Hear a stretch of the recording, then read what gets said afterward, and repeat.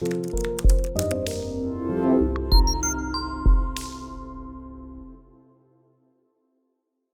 m'appelle Kisser Ika, je suis journaliste de formation. J'ai été formé à l'Institut supérieur de la communication et du multimédia, ISCOM.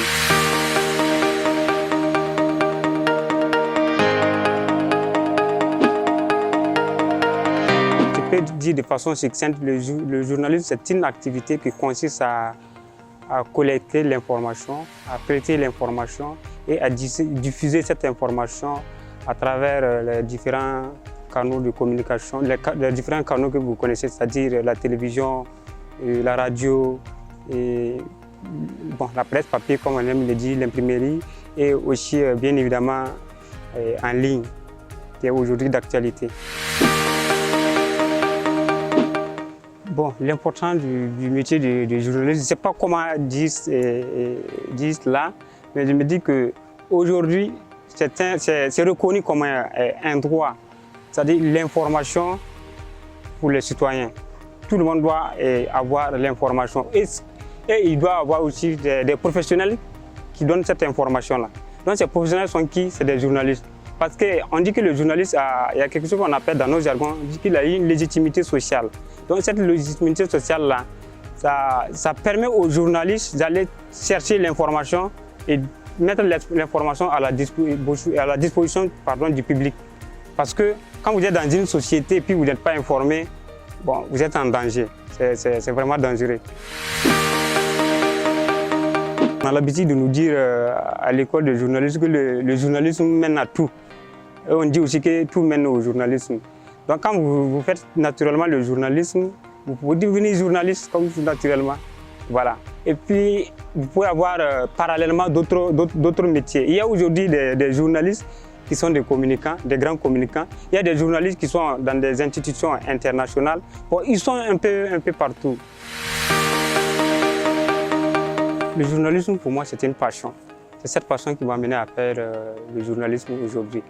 Vous savez, bon, pour un peu parler de mes études, j'ai fait d'abord histoire et archéologie à l'université de Ouagadougou. 2 ans, disons même 3 ans après, j'avais toujours cette envie-là et cette passion-là de faire le journalisme. Parce que j'avais des journalistes, quand je les écoutais, bon, ça m'impressionnait beaucoup. Donc je disais, bon, pourquoi pas un jour aussi devenir journaliste comme eux.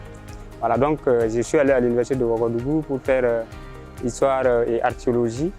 J'ai tenté de faire le test d'entrée en première année de journalisme et communication à l'université de Ouagadougou. Malheureusement, le test n'a pas marché.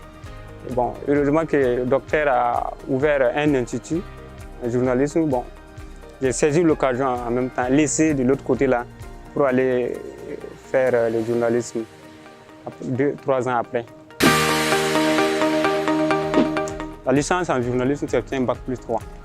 Voilà, donc ce qui suppose que vous pouvez faire le journalisme. Donc la licence ici, ça vous donne, c'est comme une accréditation. C'est-à-dire que vous devenez un professionnel maintenant du métier. Voilà, donc une fois que vous avez ce diplôme, on dit que vous êtes professionnel. Voilà, donc c'est ce qui fait de vous un journaliste.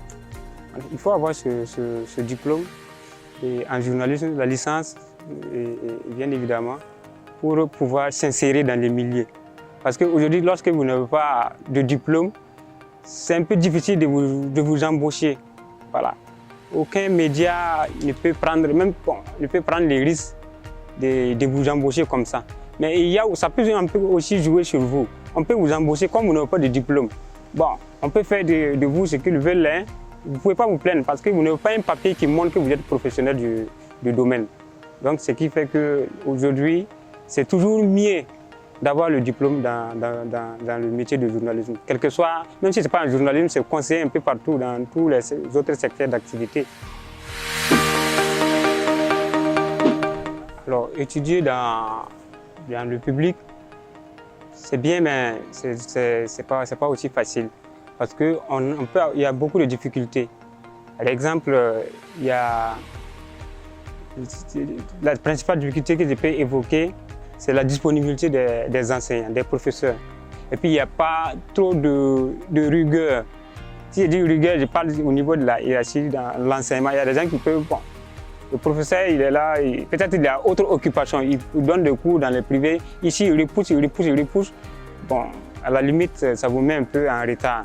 Ce qui explique aujourd'hui le retard dans les universités publiques là. Donc je pense que j'ai eu la chance aussi de faire l'expérience des universités privées comme ISCOM. Voilà, donc je peux tirer une conclusion. Par exemple, à ISCOM, non seulement il y a la disponibilité des professeurs, ils sont toujours là, à tout temps. Et puis il y a la commodité aussi des salles. Voilà, donc ils sont disponibles et le matériel aussi peut apprendre plus facilement. Donc je peux retenir ça comme des aspects positifs. Il faut d'abord dire merci au fondateur de ISCOM, qui est en même temps le fondateur du journal en ligne lefaso.net, qui est le tout premier journal en ligne créé ici au Burkina Faso. Voilà, donc c'est lui qui a créé ISCOM, l'Institut supérieur de la communication et du multimédia. Ici, il a eu qu'un petit frère me demande, c'est-à-dire le choix aujourd'hui des universités dans lesquelles il souhaite faire le journalisme, je vais lui recommander ISCOM.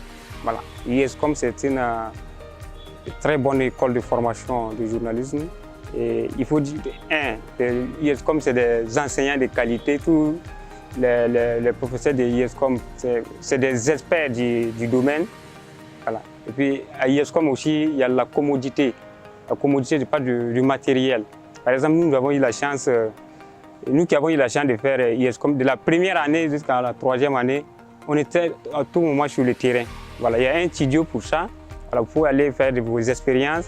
Et puis sur le terrain aussi, chaque fois que vous partez pour traiter l'information, pour revenir en classe, et puis en classe pour corriger. Et puis, en plus de cet aspect, ce qui est intéressant encore à ISCOM, chaque étudiant, je suis toujours au niveau de la formation, chaque étudiant, par exemple, nous avons eu des blogs, des chaînes YouTube qu'on doit régulièrement animer. Donc, ce qui fait que avant de sortir, déjà en première année, vous avez des éléments basiques du journalisme.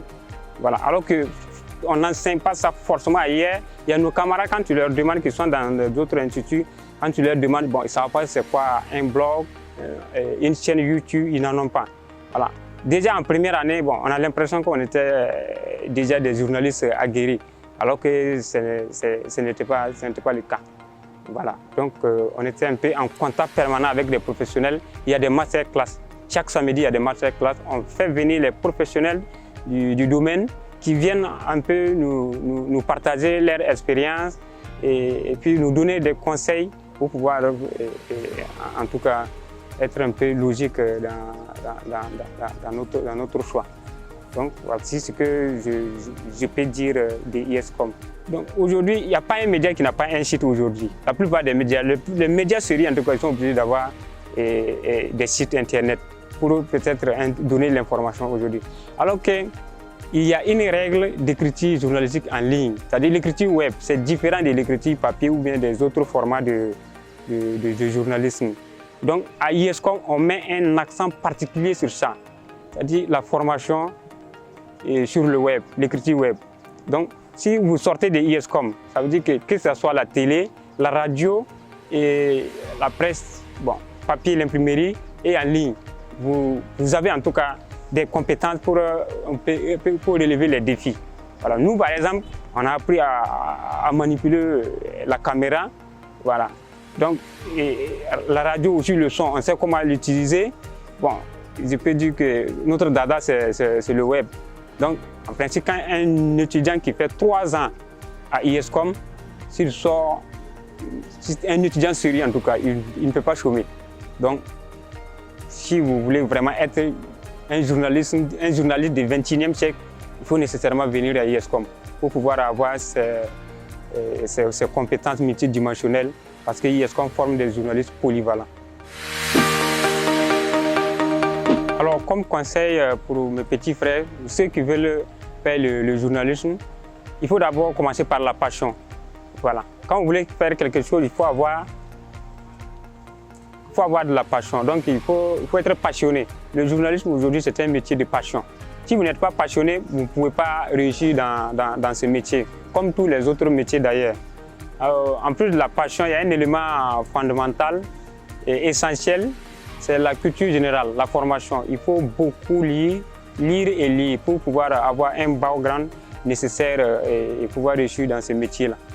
Il faut d'abord la passion, parce que c'est l'élément basique du journalisme. Il faut aussi accepter se former. Voilà, si je dis accepter se former, c'est-à-dire c'est se documenter, lire beaucoup et avoir une grande culture générale, comme on aime le dire, avoir une culture générale en béton. Il faut aussi l'humilité, il faut être humble. Un journaliste, il est humble. C'est-à-dire, l'humilité ici, ça veut dire que vous acceptez apprendre. Voilà, donc c'est-à-dire quand même quelqu'un est inférieur à vous, il faut partir toujours s'informer, il faut partir toujours chercher des connaissances. Un journaliste, on n'est jamais accompli. Voilà, il faut toujours aller, il faut toujours poursuivre, il faut toujours continuer la formation de façon permanente. Donc, si je peux me résumer ici, c'est la passion, il y a la passion, il y a la lecture et il y a l'humilité. Il faut être humble, c'est-à-dire l'humilité, il faut accepter, apprendre. Accepter, apprendre, et c'est très bon pour être un bon journaliste. Voilà, je remercie la plateforme et le grandfrère.bf qui m'a donné cette opportunité, cette occasion.